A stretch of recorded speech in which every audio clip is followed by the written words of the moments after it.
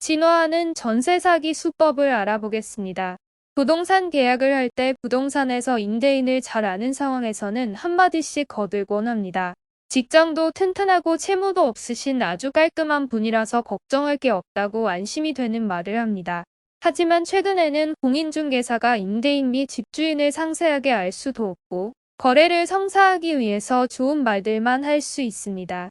그리고 더욱 최근 상황에서 전세 사기 수법은 더욱더 교묘하게 발전되었기 때문에 본인이 신중을 기한 계약에도 사기를 당할 수 있습니다. 문제 시대는 사기 유형입니다. 전세 계약을 진행하고 입주를 하였는데 집주인이 사망하는 경우입니다. 최근 임대인 및 집주인의 사망으로 인해서 공소권이 없음을 이유로 소송을 제기할 수도 없는 사례가 생기고 있습니다. 전세 사기를 하는 업체들이 노숙자들의 신분을 이용해서 계약한 부동산 물건들이 바로 그 사례입니다. 이런 부동산은 전문적으로 계획하는 부동산이 있고 계획하는 집단들이 있습니다. 아직까지 이런 범죄 집단은 수면 위로 올라와 있진 않지만 최근에 부동산 하락이 생기다 보니 자주 이런 사례가 많이 생겨서 언론 및 지자체에서도 의심을 하기 시작하는 것 같습니다. 이런 전세 사기는 본인이 신중을 기해서 계약을 진행하더라도 대본 및 자료가 치밀하게 짜여져 있는 것이라서 속을 확률이 높다고 판단됩니다. 구체적인 상황은 어떻게 된 걸까요? 전세 보증금을 무조건 들어준다는 말을 믿고 계약한 경우, 부동산 실장의 권유로 설득된 경우, 긴박한 이사 일정 등의 사유로 계약을 약간 서둘러서 계약 진행한 경우가 있습니다. 또한 집주인을 만나 직접 계약하지 않고 대리인을 통해서 계약 진행한 경우입니다. 그리고 지인의 집 소개에 대출이자를 지인이 지원해주겠다는 약속 등의 우대 조건을 이용한 계약 진행입니다. 이런 계약을 해서 임대인이 사망한 경우에는 다음과 같은 피해가 나타납니다. 하나, 보증보험에 가입을 하기로 약속하였지만 집주인이 숨지면서 보증보험 가입 진행이 멈춰진 상태가 됩니다. 둘, 세입자가 새 집으로 이사를 가야 하는데 보증금의 회수 여부가 불분명합니다. 이런 경우 임의 경매를 통해서 본인의 보증금을 돌려받을 수 있을지가 중요한 내용이 될 겁니다. 하지만 소송을 들어가게 되면 소해 당사자 및 임대인의 사망으로 소해 주체가 없어짐에 따라 공소권이 없다고 판단되어서 보증금을 회수할 확률이 극히 낮습니다. 이는 법률적으로 빈틈이라고 생각이 듭니다. 앞서 설명한 내용은 바지 임대인 수법이라고도 말합니다. 조금 자세히 들여다보면 보통 아래처럼 진행됩니다.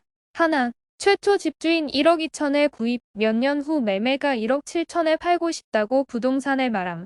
둘, 부동산 업체가 집주인과 협의해서 내가 1억 7천 바로 드릴 테니 대신 전세를 2억 2천 정도에 맞춰서 다른 사람한테 매매합시다.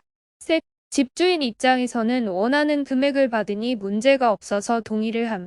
넷, 그러면 전세를 2억 2천에 맞춰서 세를 놓고 부동산 업체가 제시한 명의대여자와 매매계약을 체결함. 다섯, 매매가액보다 높은 전세 매매계약을 하는 이유는 전세보증금 보험가입 조건, 대출이자 몇 개월 지원 조건 등의 우대 조건으로 전세계약을 높게 체결하는 성향이 있음. 결국은 이런 전세 사기 사건의 최고 꼭대기에는 부동산 컨설팅 업체가 있다는 것입니다. 임대인 즉 집주인을 수사한다고 해서 이런 종류의 불법 행위는 바로 잡을 수 있는 방법은 없는 것 같아요. 제가 봤을 때 무조건 부동산 컨설팅 업체부터 타깃을 잡아야 되지 않을까 싶습니다. 문제는 이들을 수사하고 처벌하기 쉽지 않다는 점입니다. 방어할 의사가 능력이 없는 그냥 이름만 대주는 바지 임대인을 물색해서 이것을 다 공모해서 진행했다는 것을 밝히면 되는데 이 부분에 대한 입증이 수사하면서 밝히기가 쉽지 않을 것 같습니다. 이런 공모관계를 밝히는 수사기관의 노력 및 의지가 굉장히 중요할 것 같습니다. 또 다른 문제 유형 알아보겠습니다. 새로운 임대인 및 집주인의 요청에 의해서 개인정보를 전달한 경우입니다. 새로운 임대인 및 집주인이 주민센터에서 기존 임차인을 자신의 집으로 전입하고 본인이 임대 건물로 전입을 한 경우에는 임차인의 대항력이 상실됩니다.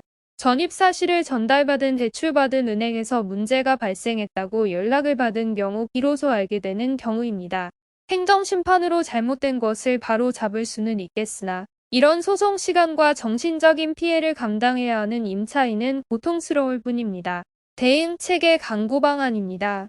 해당 구청 및 지자체에 항의를 하더라도 해당 기관에서는 그냥 단순히 개인 간의 거래에서 일어나는 문제이니 알아서 해결하라는 말을 합니다. 생각해보면 본인이 해당 입장이 되었다면 저렇게 답변할 수 있을까 나는 상황이지만 매뉴얼이 그런 것 같다는 생각이 듭니다. 아직 법률적으로 제정된 게 없다 보니 구청 및 지자체에서도 적용할 명분이 없는 것 같습니다. 올해 들면서 서울, 인천 등에서 전세 사기가 빈번하게 일어나자 지역을 중심으로 지자체 차원에서 대응책을 마련하기 시작했다고 들었습니다. 서울에서 대응책을 마련한다면 지방에서도 동일한 대응책을 조만간 마련되지 않을까 기대를 해봅니다. 하지만 그럼에도 당장 제가 생각할 때 가장 필요한 대책은 전세 대출 연장이 가장 시급하다고 생각합니다. 전세 대출 연장과 금리의 안정성 보장입니다. 그리고 전세 사기 범죄자에 대한 강력한 수사와 처벌을 할 수 있도록 법과 제도를 제정하는 것이 필요합니다. 아직 부동산 관련 사기 관련해서 구멍이 너무 많다는 생각이 듭니다.